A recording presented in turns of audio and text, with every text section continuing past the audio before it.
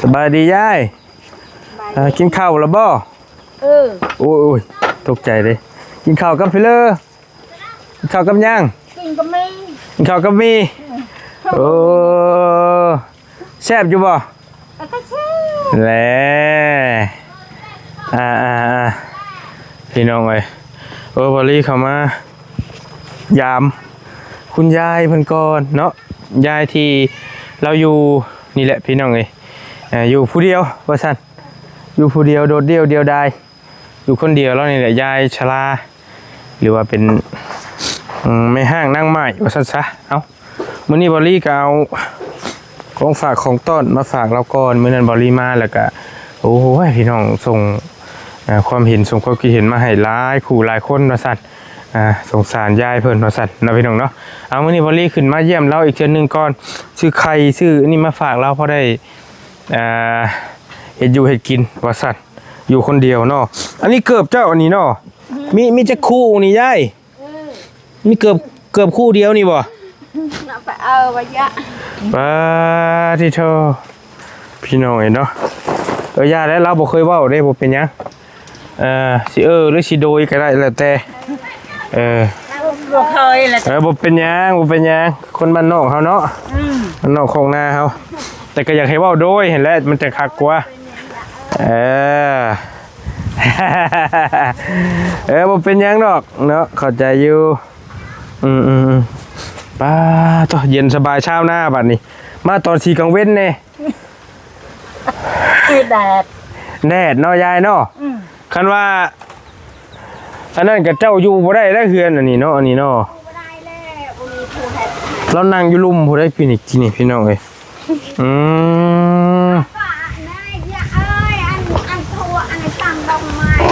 ก็ไปชอบดอกนี่เชื่ออันนั้นนี่เราขึ้นนะลงนั่งอยู่พี่อยู่ห้องบ่อยู่โฮมนี่ก็ได้บ่เป็นหยังเฮาบ่ได้นะเว้ยได้สบายมากที่เจ้ามันก่อนเด้อยายเด้อป้าตัวกินข้าวกับต้มมี่บ่นี่แล้วเห็นกะนี่มีมาจะใช้นะฮะก็ไม่ชุมไม่ได้หายชุมเฮาให้นี่มันก็สะท้อนแดดคือเราว่าอยู่ได้พี่น้องเนาะเบิ่งก่อนหามุมก่อนนี่เฮาสิเหลือบในบ่แม่นหยังแล้วนั่งไปทางใดกันนั่งยากนั่งอันนี้บัดนี้พี่น้องเอ้ยมาตอนแดดที่แรกน่ะอยู่จะล่างถึงใครได้ยามแดดก็แดดยามพลก็พลยามพลก็พลนี่ตัวทุกครับยามแดดก็แดดยามพลก็พลก็แม่นความเจ้าอยู่โอ้ยพี่น้องอยู่จะได้เป็นอันนี้เนาะ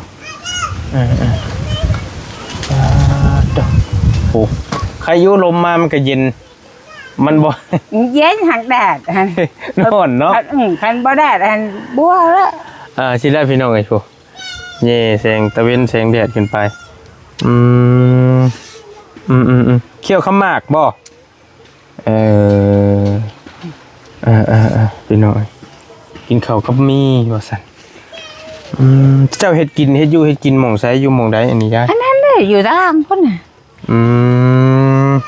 ตารางพุ่นเป็นพื้น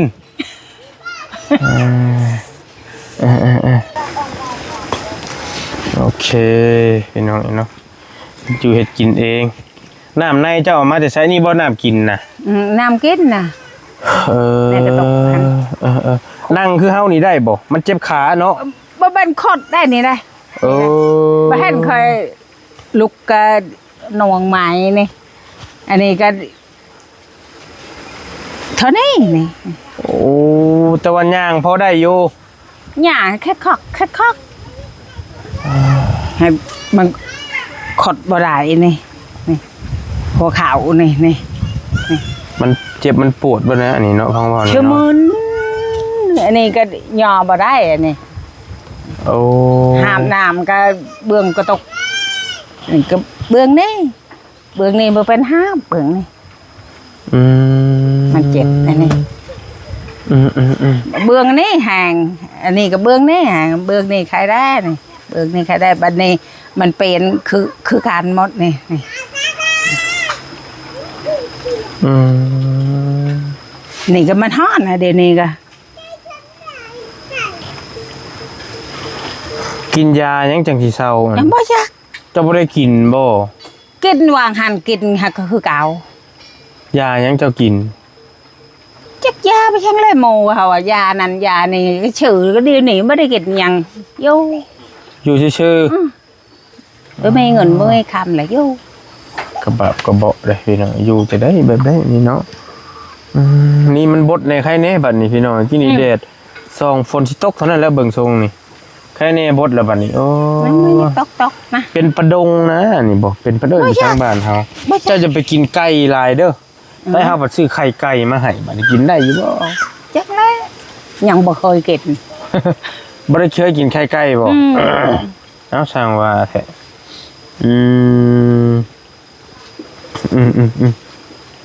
พี่น้องเอ้ย หาก เจ็บ อันนอกนี่หันจับนี่เย็นนี่ บ่ หักมันหอนนี่ข้างในพุ่นหอน มันปวด เวลานั่งคัดตมาดคือเฮานี่บ่ได้คัดเข้าบ่ได้นะ บอกว่านั่งตีคาตมาดนี่ไอ้อย่าขดอย่าลุกนี่ก็บ่ได้นี่ขดทะนี่ โอ้ยายเนาะกระบาดเลยหักไป ก็พอไปเจ้าก็ได้ ไปตาม ไปในตามบ่มีคนแต่งหันแหละ โทอันนี้ก็ชั่วโมงนี่เดี๋ยวนี้แต่วันปันนี้เลยมันขึ้นแล้วแหละแห้ง สภาพเฮือนเราก็พอแห้งเลย คนก็ยังพอแห้งอีกบาดจักสิว่าจะได้เพื่อนก็จนว่าผุพัง อันนี้เข้าเจ้าอันนี้เนาะขอโทษเด้อขอโทษเด้อ เขาอันนั้น อ คอเมื่อวานเมื่อคืนนี่ฮั่น ไปขอน้องข้าเจ้ามากิน เข่าเรือชั้นนี่เข่าเจ้าติบางคนยืมตังค์อันนี้นี่ได้พี่น้องเอ้ย อันนั้นห้ามอันนั้น ตัวนี้ห้าม เชชิบพระชาวพันธุ์ เอาไว้เกลือหมูบ่ เอาซื้อนี่มาให้เด้อยายซื้อไข่ไก่ไข่ไก่จักจุตวะไข่ไก่บอกว่าบ่จะไข่ไก่เจ้าว่าจะบ่เคยกินนี่เด้ไข่ไก่แพงนึงเด้อ30 ลูก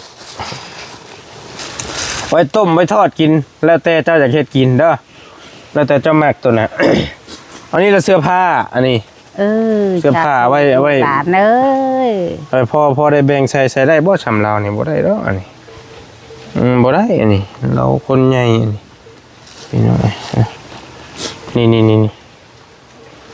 ก็คือว่าให้แม่เพิ่นเลือกมาให้ได้บ่ได้แล้วนี่เนาะยายเนาะล้อมมานี่ ลมบ่ ล้อมแล้ว ได้อยู่เนาะลมนี่คือว่าพอดีนะพี่น้อง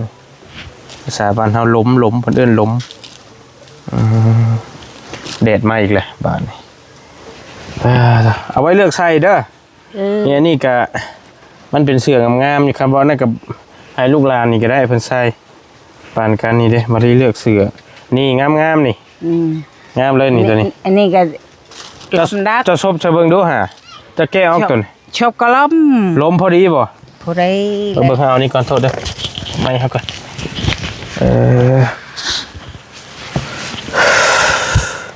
มาแต่นี่ชื่อแต่ เสื้อให้เอาให้เจ้าน่ะ อันนี้ฮั่นชื่อเองอันนี้ ชื่อเองอันนี้ เขามาขาย แล้วก็เอาหันยังมาทันในตุ้ยพีอันนั้นพอได้ โอ้ใส่เบิ่งได้อยู่เนาะ ได้แล้ว เพราะมันแดดพี่น้องภาพก็บ่จะงามปานใด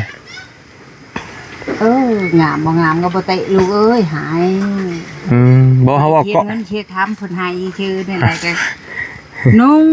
เฮาว่ากล้องเฮาพี่มันแดดนี่เด้ลบ โอ้งามเลยล่ะนี่หั่นน่ะ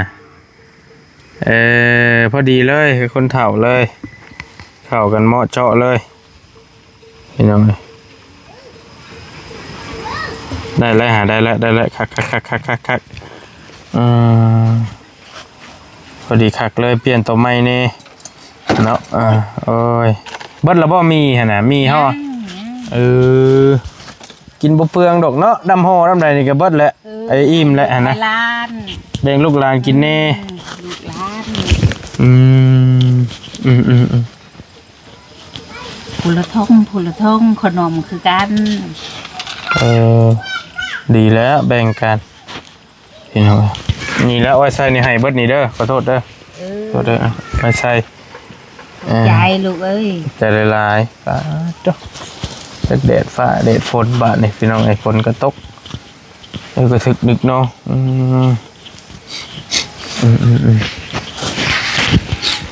ไข่เนี่ยก็ไว้ต้มไว้เนื้อเจเขาให้เบิดทันเลยอันนี้ยา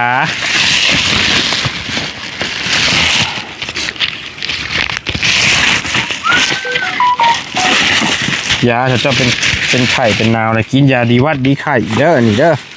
ก็เดี๋ยวยาดีตัวนี้ฮัน เอ้ยเบิ้งขนาดแล้วเฮาสิหามาให้เบิ้งใหม่ครับบ่ลืมเด้อยาตัวนั้นเจ้าฮะยาแก้ปวดเข่าปวดตามข้อแล้ววะ ตามคอตามเอ็นตามกระดูกกระเดียว ตามเส้นตามเอ็นนี้เนาะอืมเดี๋ยวเฮาสิหามาให้เบิ้งใหม่ไปเลยกันได้ไปห้านยาก่อน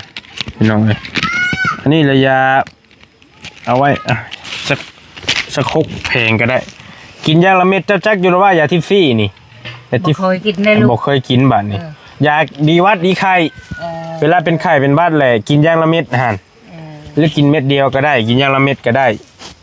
กินยาก่อนเลยกินข้าวก่อน กินข้าวก่อนก็ได้ กินอย่างละเม็ดมันมีสองแบบฮะ แบบตัวนี้แห่งกับตัวนี้ แม่นหรือว่ากินอย่างเดียวก็ได้2เม็ดก็ได้ หรือกินเม็ดนึงก็ได้ผู้ใหญ่หั่นนะกินได้สบายเนาะพี่น้องเอาไว้หรือว่าอยากให้ลูกให้หลานก็ได้แล้วแต่แบ่งปันเขาก็มียามานำแน่ก็ไว้ให้มาแบ่งปันกันโอ้ยเจ้าอยู่จะได้ยายเอ้ยนั่งนี่ก็บ่แม่นว่าวได้พี่น้องไอ้เบิ่งกว่านี่ว่าได้อันนี้เบิ่งกว่าแดดพางๆเลยบัดนี้บาดโตโอ้มันร้อนมันเอาเบิดเลยอันนี้ถ้าเฮาสิสมมุติเฮาสิซื้อฝากระจาดมาใส่ให้นี่มีคนมาเฮ็ดให้อยู่บ่ไม่รู้คันไม่ก็แล้วลูกเอ้ย เนาะ นี่เขาหายเลยนี่ อันสังกะสีก็เขาเจ้าให้แล้วได้พี่น้องเห็นนะเพราะนี่คือสังขอโทษเด้อสังกะสีแบบคนมาซอยแล้วอันจักแผ่นก็อันนี้หั่นจักแผ่นนี่ยาย บ่ยากกระมอน เพราะว่าเราอยู่กันแม่นคือเห็นนี่แล้วบริมาเทื่อนึงนี่เทื่อสองอันนี้ถ้าฝนตกเนี่ยมันอยู่บ่เป็นเนาะมันก็อยู่แบบว่าสุดติงนะสุดติงกระดิ่งแมวเลยเห็นเรานี่หนึ่งเดียวในบ้านนี่เลยอันนี้หดข้าวเจ้าบ่อันนี้มีอันเดียวนี่บ่หัวเราะอารมณ์ดีหรือยายมีอันเดียวนี่บ่แท้นี่ดีได้แม่ชักเอามาให้มีคนเอามาให้อยู่อันนี้ดิลูกหลานอันนี้เห็นปะแล้วป้าแล้วบ่อันนี้มันใช้ตัวไหนเจ้าใช้ซะใส่กระเป๋าเอามามื้อนั้นเราเฮ็ดทางมาลงว่าซั่น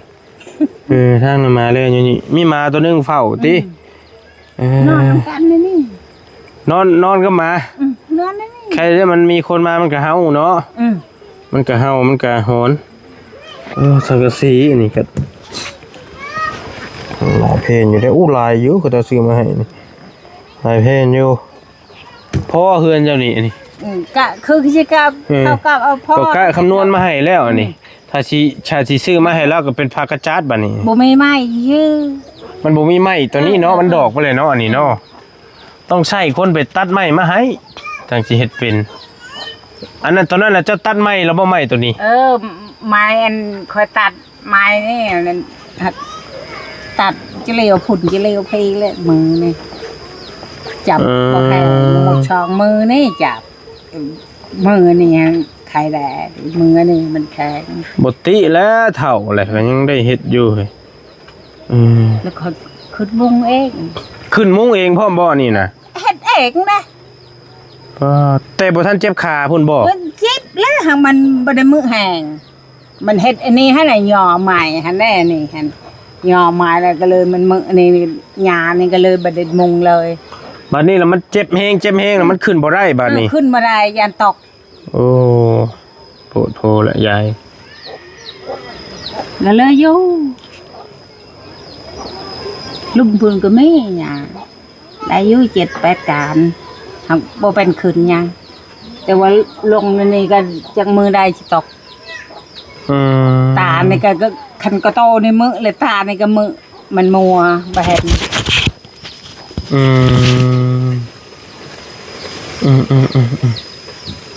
หักโยแล้ว โพเนาะอยู่ผู้เดียวนะพี่น้องมันบ่มีที่พึ่งพาอาศัยโอ้ยกระบะเด้ยายอันนี้ก็จนหลอกจนร้อนไปเลยอันคือว่า อันเตะข้าวยังหั่นแห้งหั่นบ่ได้แห้งปานใดอันจิบนี่หั่นพาเพมค่อยเฮ็ดเองหมด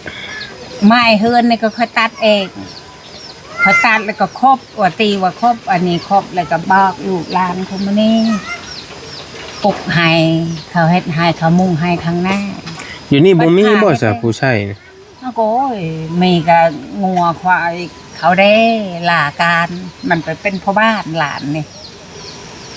ลองอันพ่อบ้านแพงหันเด้ ไปเป็นรองผู้บ้านหลานเจ้าหันบ่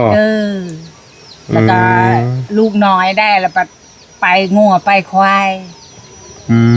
แล้วก็การได้ บ่มีฮอด เวียกได้ บ่มีฮอดเวลาเฮ็ดบัดนี้ มันก็กระวนกระวาย สร้างว่าแท้ ก็บ่เป็นเฮ็ดแต่ค่อยบอกให้เฮ็ดเฮือนนี่ก็บ่เป็นเฮ็ดมันว่าเขาก็มา ขมังเลยบัดนี้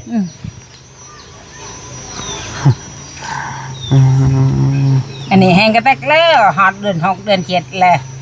มันเฮ็ดกาแล้ว อยู่หน้าพุ่นแล้วบัดนี้ติ ก็แล้วอ่ะบัดนี้ แล้วอยู่เห็นว่าก็มาเนาะต้องมีเงินนะสักเล็กสักน้อยจังมาหาจ้างกับเจ้ามาเฮ็ดให้ได้อยู่นี่พี่น้องนะตีจำเต็มแต่ว่าอันนี้จะพออยู่ได้เนาะตัวแป้นปูนี่เนาะ แป้นปูนี่ก็อยู่ได้ พออยู่ได้อยู่นี่ เปื่อยหมดเลยนี่ มันสิเปื่อยแต่หมองมันถึกน้ำพี่นี่แต่ว่าหมองทางอื่นก็พอได้อยู่ ก็คือกันนี่ค่อยใช้อีกนี่ ทางหัวพึ่งก็คือกัน เปื่อยคือกันบ่ คือกัน ตาย นี่มงอันนี้แห้งกระแตกแล่เฮ็ดกินแล้วค่อยล้างเฮ็ดกินแล้วค่อยล้างนี่แห้งกระแตก หมองชานอันนี้เนาะแต่ว่าเฮือนเราก็สะอาดสะอ้านอยู่ได้พี่น้องบ่ได้ว่าเปื้อนหยังเราก็ได้ย้ายไปขี่ไปเหี่ยวอยู่ไส ลก อยู่ป่าพุ่นบ่ บ่นี่ถ่ายเบาได้ถ่ายนักพุ่นแล้วอยู่ป่าพุ่นแล้ว ถ้านักอยู่ป่าว่าถ่ายเบาแล้วก็เหี่ยวน้ำมูนี่แล้วติเป็นหยังล่ะบัดนี้ ควายตุ๊โอ้จะมาแต่เลี้ยงวัวเลี้ยงควายละแซวอยู่โอ้พี่น้อยเนาะวัวควายก็หลายอันนี้ข้าวน้ำช่ำปลากัน1กินเองติ นึ่งกินได้คันลุกบ่ได้คืออันค่อยลมค่อยไปหากินนี่หั่นแล้วค่อยลมย่อบ่ขึ้นแล้วมันล่มแล้วก็ต่ำนั่นนี่หั่นก็จนวนดับแล้วค่อยเอิ้นลานไทยนี่ บ่ข้าวจนช่ำบ่ เป็นลูกเลยแล้วค่อยเอิ้นแม่ขมอนฮะมันนึงค่อยๆเข้าได้เขาเป็นลูกได้กันได้เขาไกลก็ทีหั่นเอากันได้เก่าหั่นน่ะมันไกลขึ้น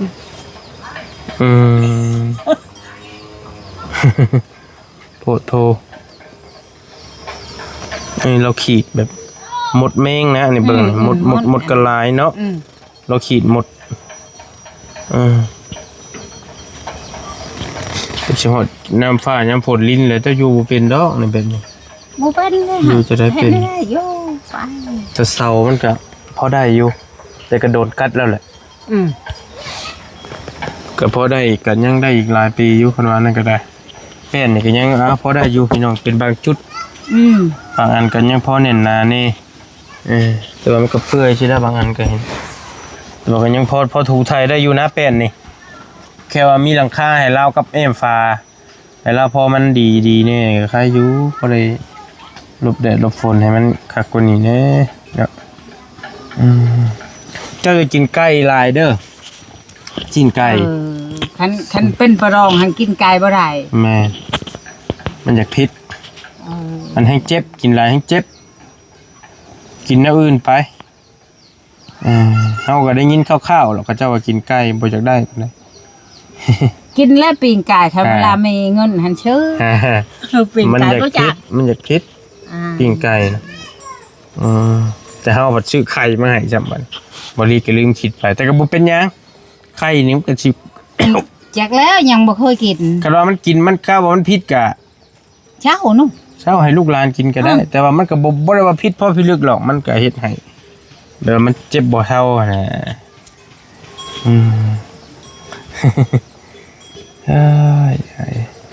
ตาเนี่ยก็บ่เห็นบ่คิดหยังนี่ตาก็มืดเลยข้างนึงของเรานี่แข้งก็ย่างจะบ่อยากได้นะแต่ว่าท้องใส่บ่ได้เจ็บติท้องใส่เจ้าบ่ได้เจ็บติเฮ้ยบ่เจ็บอันนี้เจ็บคือกันคือกันอันนี้หาก็มายืงให้ยืงเฮิงแล้วก็เป็นเดือนช่องเดือนแล้วก็มันลงโอ้แนวนั้นจะเป็นได้อันนี้ก็ยืงจักทะเลมือแล้วนี่ยืงท้องคันตีก็กกมันห่างมันไอ้นั่นทันเป็นลายแนวโมเมนต์โมแนวลายแนวสารพัดสารเพนะนี่เนาะสารเพใหญ่คนเลยไปมีแต่ลูกหลานไปป้าเลยเด้อเสร็จเด้ออยู่ดีมื้อไหนสิมาเยี่ยมไม้กับสังกระดาษเอาของมาฝากเล็กๆน้อยๆนี่แล้วแวะมาทางนี้เลยมาเยี่ยมมึงยายแล้วก่อนโอ้ยแต่กระบะก็บ่อยู่จะได้เข้าก็เรือซ้ำนี่เนาะมันสิหิวไว้กันเพราะว่าเข้าแล้วนี่ก็บ่เปลืองดอกผู้เดียวกินเปลืองคือกันแล้วกินหลายไม่เท่ากันโอ้ยคือสิกินหลายแท้นี่เนาะลุกแล้วนี่เบิ่งจะลุกเบิ่งลุกจะได้ลุกยากอยู่เด้พี่น้องมาก่อนโอ้นี่ลุกกระไรไปหาโนงไม้โนงไม้ขึ้นมากว่ามันคดบ่ได้เลยเหรอตัวนี้ฮันอันนี้ใครได้นอนอยู่นี้นอนอยู่นี่เย็นอยู่ถ้าบ่มีหยังพี่น้องโอ้ยบ่ได้เย็นเลยลูกเอ้ยลมพัดเย็นอยู่คือแบบนี้แต่ฝนมานี่เย็นโพดเย็นจนเปียกได้วะเย็นจนเปียกพุ่นแหละโอเคนะตู้เด้อสบายดีเด้อสบายดีFC นมมือสบายดีเนี่ยนมมือสบายดีมึงก็เด้อทางเราขึ้นนมมือว่าจะได้เสียอยู่พี่ฮะ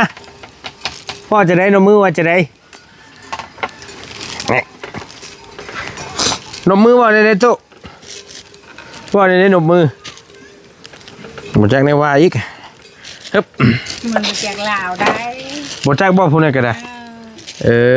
อาหัวที่เชื่อไว้หัวที่เชื่อได้มันจากลาวคิดว่าจักนะเกือบแล้วกับคู่เดียวโอ้ยเนาะเอาพี่น้อยลาบได้หายได้บ่เชือกควายเอ้ยสภาพเพื่อนเราพี่น้องจนบ่เป็นแต่เอาโอ้เป็นแต่อยู่ผมก็สิแหละคือเห็นนี่แหละติดต่อเนาะคือว่าเรือเกินนะพี่น้องมันจะเกินอยู่มันก็มองอยู่มองผักแล้วป้าฝากพี่ทางนอกพี่น้องฝากก็จะบุญคนฝากพี่ทางนอกตามยายในตอนต่อไปเนาะมื้อนี้ก็คือว่ามาเยี่ยมมายามเราอีกเทื่อนึงบริก็มาเทื่อนึงแล้วอันนี้เป็น EP 2แล้ว EP 3 EP 4ก็จังว่ากันเอาอยู่ดีมีแฮงพี่น้องบ๊ายบายเด้อเอาเสื้อผ้าแบ่งให้เราไปเสื้อผ้าผู้ใหญ่จะดีจากจังหวัดนครพนมทางอ้ายเพิ่นเอามาแบ่งให้เนาะขอบคุณอ้ายหลายๆเนาะกับยาแน่ยาแก้ไขก็ขอบคุณวัชคูจะคนนั่นแหละให้ร่ำให้รวยให้อยู่ดีมีแฮงเนาะยาทั้งเมย์เพิ่นให้โชคให้มานให้ร่ำให้รวยส่วนใครส่วนนั่นจะเป็นของบาลี่เองตัวน่ะ เนาะให้อยู่ดีมีแฮงโชคมาร่ำรวยไปทุกคนพี่น้องบ๊ายบายเนาะ